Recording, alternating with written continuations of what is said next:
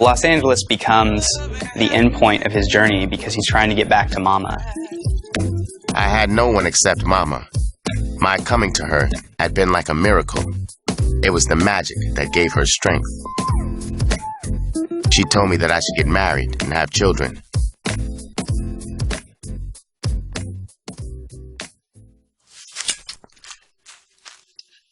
I had come out here to California because I was just bored, so I came out here. I had worked for a hamburger stand, and this guy stopped by there. He looked like a professional to me, either a doctor, a lawyer, or a president of some bank, impeccably dressed. Shoes shined, car spotless, just unbelievable. He said, "Could I take you somewhere where you could eat something besides a hamburger?" I said, "What the hell?" So we go and we eat. And I drank too much, which I usually did back in those days. I drank all of my whiskey and all of anybody else's whiskey I could get my hands on. And I got sick like I have never been sick before in my life. And he took me to the emergency room. The doctor said that I was 4 months pregnant. I said, "You've got to be lying." And he said, "No." And then I started crying. And Bob came in. He said, "What's the matter?" I said, "Didn't they tell you what's wrong with me?" And he said, "Yeah." I said, and who's going to help take care of me?" And he said, "I am." So he took me over to the apartment where he was living with his mother. She married a man that worked for the railroad. His name was Beck.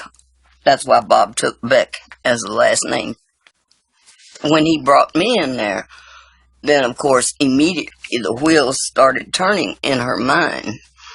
And she would go back and she would say, "Baby, don't you get away from him. Bobby's no good. He's my son. I love him. He's no good." And I'd ask him, what was she talking about? He said, "I'll tell you, but now's not the time." She was an old woman, and she died, and I have never in my life seen anybody suffer the way he did the day his mama died.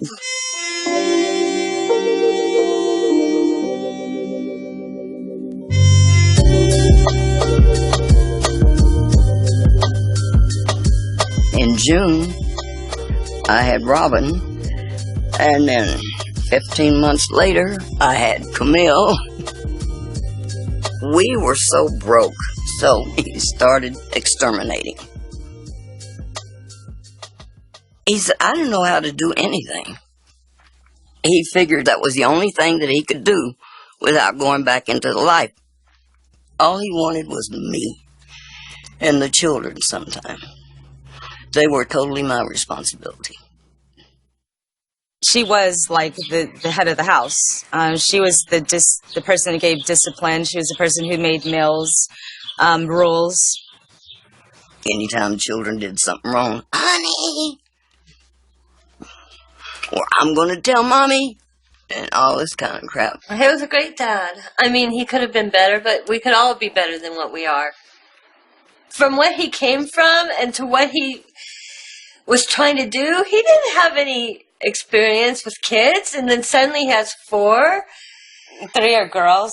Three of them are girls, and he was in a position his entire life of putting his boot in the back of every single female that he came across. My dad used to say it was a curse.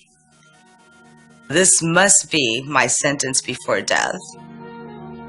The 3 of you. When we were younger, they lived on 90th and Crenshaw in a black neighborhood, and someone threw a brick at Melody when she was 4. It hit her in the head. She's like a 4-year-old baby playing. I think that scene in his mind kind of set the stage for wow, I've got these mixed kids, this white woman, and people are angry. It took 14,000 troops to bring an end to what both Negro and white leaders called insurrection by hoodlums. When they had that terrible riot, it was bad. He told me to keep the children in that bedroom and keep that bedroom locked, and I wasn't to come out of that bedroom until I heard his voice, because he was scared to death something was going to happen. He said, "You have to realize I ain't never, ever going to be accepted in the white world. And we'll never be able to live anywhere except on the outskirts of the ghetto, where there's a mixture of people." The census takers don't even count people in the underworld. That's what I liked about it.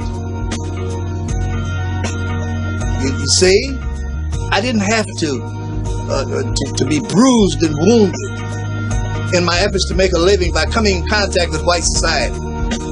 I was never reminded that I was a Negro.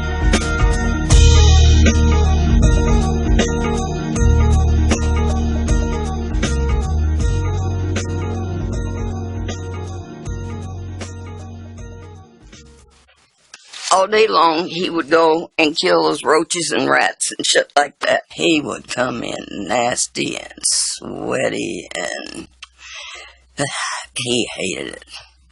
Even then, though, this man could not get up and go out in the streets without putting on a pair of dress pants and a dress shirt and a goddamn hat. When he got home from canvassing, as he called it, to find other jobs, he'd want to talk.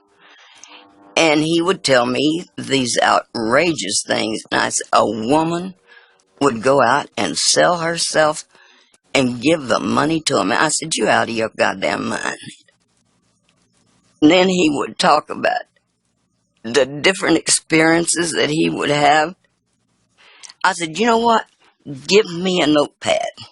You start talking to me and I'll start writing it down. And I did. After I put the children to bed, it was in there. And then he'd say, you think you can get any typing done tonight? And I'd say, I'll see. And 12:30, I'd go out and turn that typewriter on. She could type 160, 170 quick. words a minute. And he was really animated. Yeah, and excited. And he would act out the whole book right there.